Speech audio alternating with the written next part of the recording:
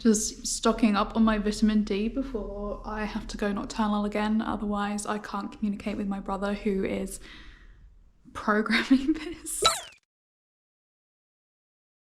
I turn my houseplants into a game so that they will be immortalized forever. Stick to the end of this video to see how someone like me who can't code for shit does it. That rhymes, that rhymes. I know how to do a lot of things. I built my own website, I care for plants, I do filming, video editing content, social media, a lot of computer related stuff. But what I cannot do is code. So this is where I'm gonna need some help if I wanna make this happen. The catch is the only person I know who can do this is on Australian time while living in the UK. And that's my brother. Hello.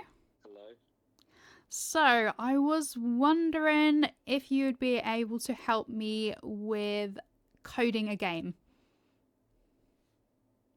No. Please? Okay. Thank you. Sorted. Once he was awake, I showed him what I wanted, which is basically Pac-Man. Well, it is Pac-Man because it's meant to be a easier game to code, I guess. It's a very simple concept with the ghosts like running around trying to catch you and you're trying to eat the dots. In this case, it will be eating fertilizer and other dots. And then as it was so late at night, I decided that I was going to ask ChatGPT to help me come up with a name. Oh, that's a good game that you could do.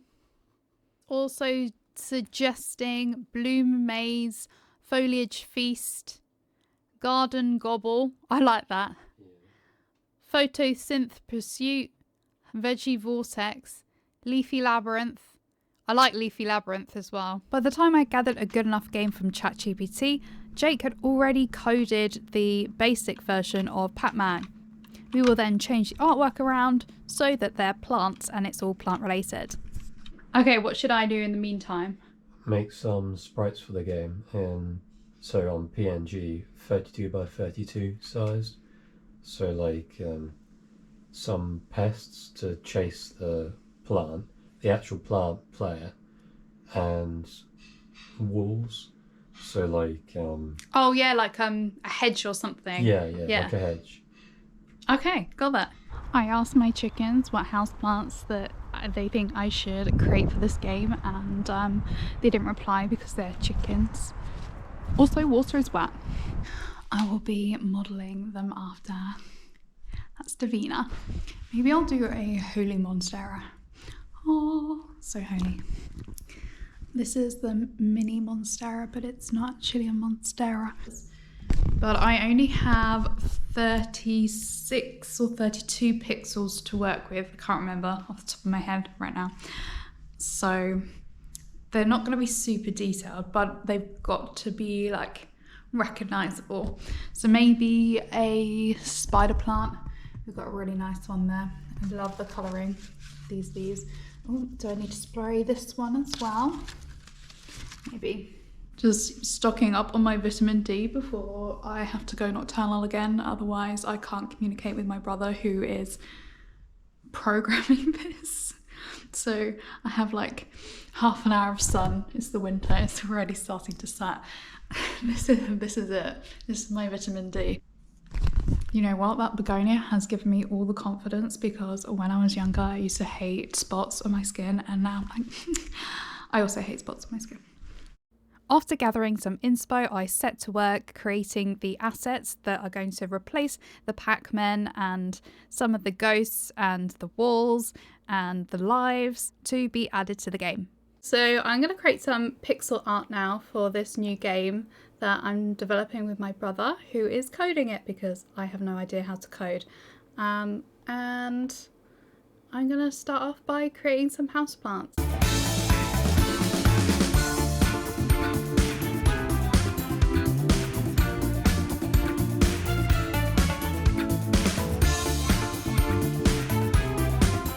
It's my dodgy looking monstera. I don't know how you do a top-down version though of the monstera.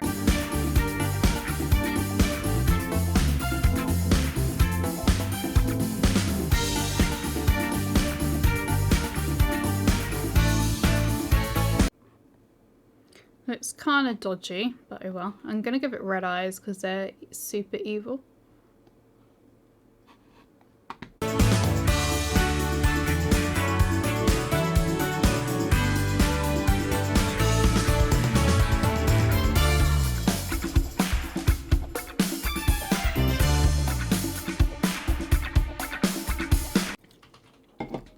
Maybe I'll do a slug, and then we can have the slugs as one of the first pests.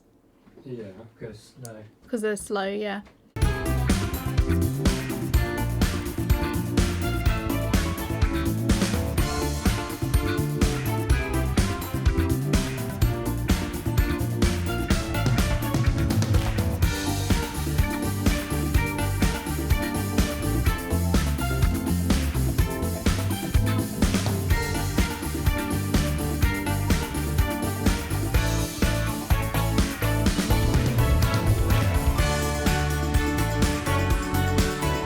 And then I got my first fan on Twitch. I had a couple of followers, but the first one actually interacting with me, pretty cool. Thank you, Helmet. You could do art for actual games like what we're doing. It's not offending me. It's more of a, I would never do such a thing in my life.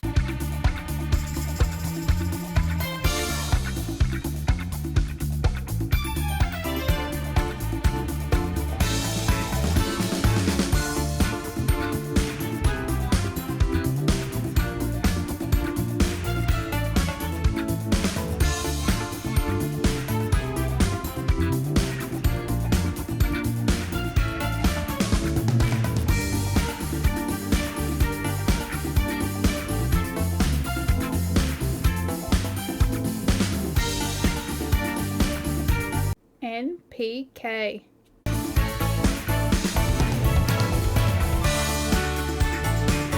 Jake, are you even following me on Twitch?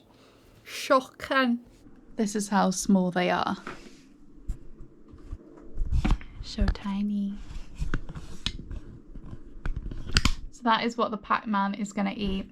Either that, or I've got another option as well. That, which is a jar of fertilizer.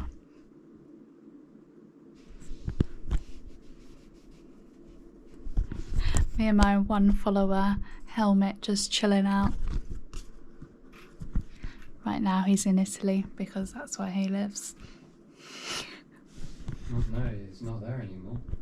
It was then I realised how long it was going to take me to create these assets to put in the background of the home screen and of the, well, winning screen or losing screen.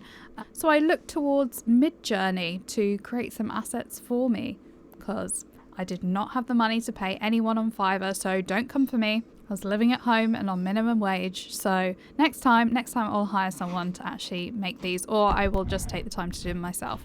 But didn't have that luxury, so here it is, me generating some in Midjourney. Then to really speed up the process, I imported them into Canva and added the text overlays like the welcome thing, the name, and all of that kind of thing, because it's just so fast in Canva. This is the free version. Once I'd edited them and put all the correct text on them, I gave them to my brother, who then uploaded them. I think this is Game Maker, I'm not quite sure. He uses different engines sometimes. And then he went to customize the levels a bit further, so they'll be slightly more interesting and it'll get harder and harder at each level. And then it was complete. So, Jake's game. The top bit's still a bit cut off. Oh, okay, so you're invincible now, so you can get hit by the bug. Just once or something? Just once. By the spider mite. Each time you go to a fertilizer thing that's in the corners, that's when you can... So now you're invincible, so you can go through the bug now. But you have to use your fertilizer wisely. So my mum might have not been the most experienced game tester out there, but we figured out a few bugs that we needed to change, no pun intended, and got ready with a version number 1.2. High score 239. She is shooker. And then my brother took on the challenge of trying to get the highest score that's a out of everyone. High score, that is. Oh, I got up to 239. Oh, I think it's good for me. Yeah. Pretty good. High five. Thank you. Sorted. There's my submission to become a games designer. I did make some of the artwork, although the rest was powered by AI, but that is the way the world is going. We've got Jake in the corner, who is our games developer and coder and tester. And do you want to add any other titles to that list, Jake? I can't think of any. You can't think of any, but I'm sure the list is extensive. So yeah, that is my submission. Who's a good games company to work for? I have no idea. Like the problem is the industry's Yeah, but like, name some game companies. Rockstar. So Rockstar, if you're out there. So Mad Dog, EA even. I'll take EA. You know, get that like packs. What game pack Riz? Skibbity toilet. Get that game pack Riz. We know how you make your money. Anyway, if you're out there, here I am. And if anyone wants to help develop any more houseplant related games, just let me know in the comments down below. And let me know your high score as well if you're going to play it. Bye! And we now have houseplants as lives. If you want to play the game yourself, what you're going to have to do is type in on Google the name of my website, or go to the link that is in the description down below and click there. But if you wanted to do it this way, we could do it this way. Forest interior.